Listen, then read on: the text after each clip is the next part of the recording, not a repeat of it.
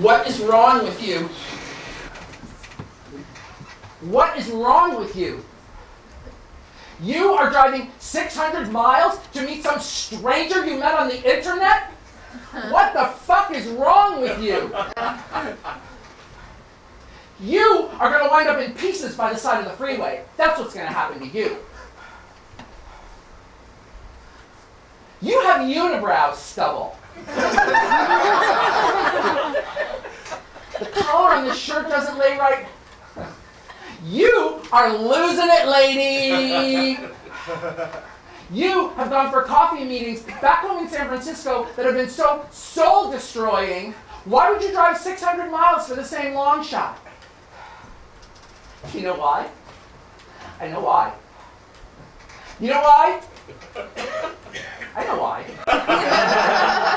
Why? It's because of those bitches in your psychic class. Okay, ladies, could we step away from the refreshments, please, and join me down here in the conversation pit? That's right, make yourself comfortable, remove your Teva sandals, drop your grounding cords, and be with me. We'll be welcoming a new soul to the group tonight, a slightly different soul. No vagina, no Teva sandals, but we'll welcome him shortly. But before we do that, why don't we start off with Psychic Share, which is where one of our returning students shares some of the amazing psychic phenomena they've experienced over the past week. Who'd like to go first? Sherry Ann. Well, Wendy, I was taking the AC transit bus from the BART station down to Jack London Square. I was alone in the bus shelter, and suddenly I started to see colors.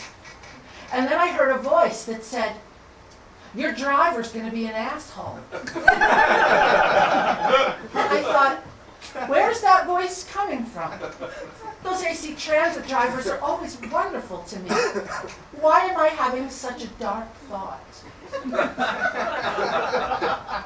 But a few moments later, the bus came, and the driver was an asshole. And I felt it. That is amazing, Sherry Ann.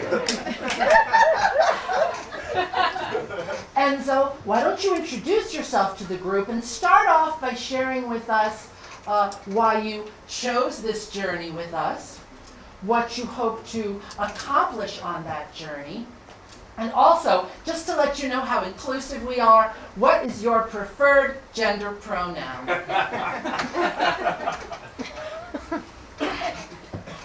He? Him? Oppressor? Any of those are good. I've only had a couple of psychic readings, and I do think I have a good gut instinct, but I'm also a very rational person. And when my psychic suggested I try this class, I wanted to throw up. But I'm trying to challenge myself, and one of the ways I'm trying to challenge myself is by doing as many things as possible that make me want to vomit. Feels good to be here. I can't believe her calling me out in front of those strangers. A little more than a year ago, I had this disastrous Christmas family reunion. It was a fucking nightmare. And ever since then, I've been on this radical course of change, changing every aspect of my life, all at the same time. This is the beginning of 1999. Next year is a new millennium, and Y2K be damned. 1999 is the year I am getting my shit together tighter than a nun's ass. I'm a chanting Buddhist now. It's a great excuse to shave your head regularly, and the Nichiren Daishonin Temple in San Francisco is full of my favorite people, Jews. I'm reading John Bradshaw, Melanie Beattie, and Drama of the Gifted Child all at the same time. And the latest thing I'm trying is this psychic class. All the other students are having these color healings and these amazing psychic breakthroughs. Everything that happens to me just seems so lame in comparison. But I'm trying. Another thing I'm trying, I wrote a personal ad. I am putting my shit out there. And this is not a regular personal ad like you read in the newspaper. This is a cutting-edge personal ad which I am going to place on the World Wide Web. And there's this thing you can do now where you put a picture there with your ad, so you don't have to describe yourself anymore. From now on, when you go to meet someone from a personal ad, you know exactly what that person looks like.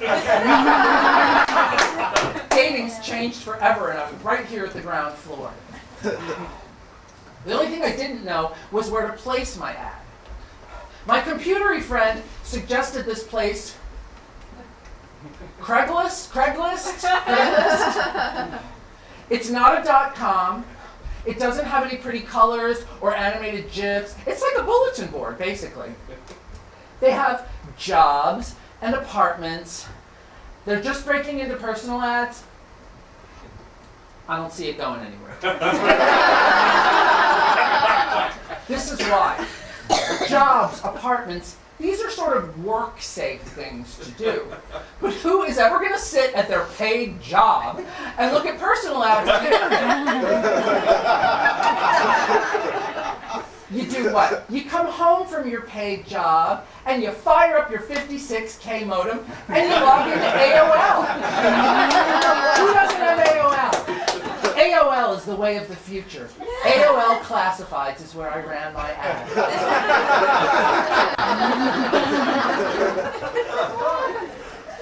Freak.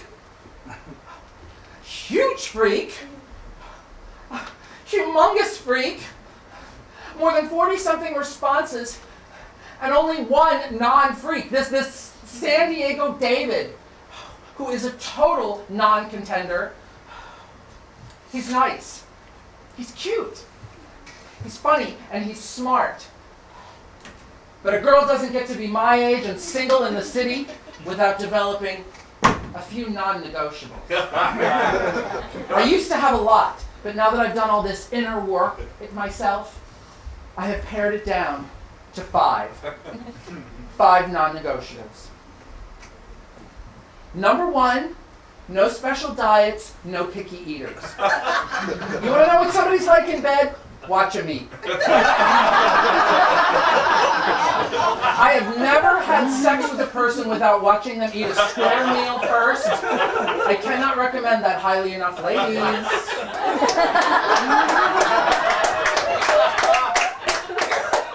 Number 2, certain professions just take you right off the table, no further questions asked.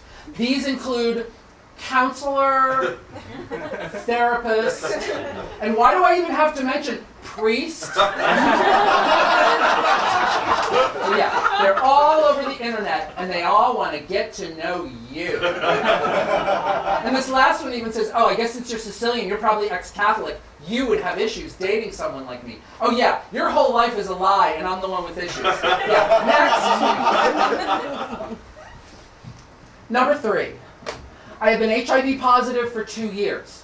Not a pretty fact, but a fact nonetheless. And I'm putting that information right out there, okay? I don't want to have any awkward second or third dates. That's what I am. That's all I'm open to dating. These are not rules the rest of the world has to follow. These are just rules that work for me. Number 4, no long distance action. I will barely date someone that lives in Oakland. What have you ever heard that is positive about a long-distance relationship? A good long-distance relationship is a good indication that you shouldn't be near each other.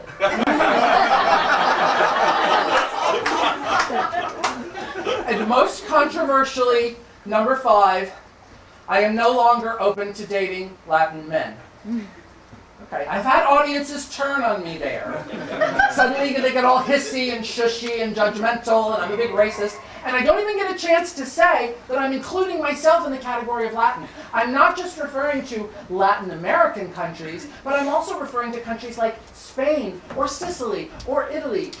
Any countries where they have shitty telenovelas and talk too much with their hands.